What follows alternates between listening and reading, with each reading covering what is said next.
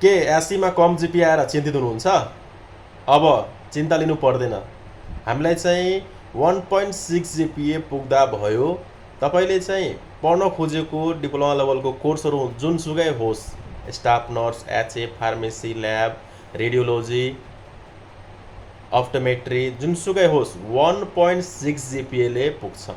र यो सब कोर्सहरू गर्नलाई हामीलाई चाहिँ इन्डियाको केही युनिभर्सिटीहरूमा चाहिँ पढाइ गर्नुपर्छ। जस्तै बेङ्गलोरमा चाहिँ गर्नुपर्छ, नत्र या दिल्लीमा गर्नुपर्छ।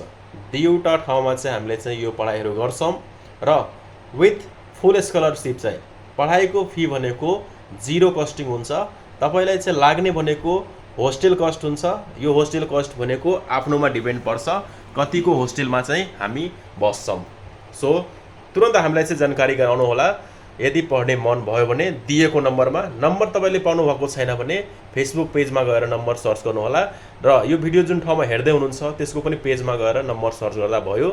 स्क्रिनमा दिएको छैन भने, स्क्रिनमा दिएको नम्बर छ भने त्यसमा चाहिँ कन्ट्याक्ट गर्नुहोला। Thank you.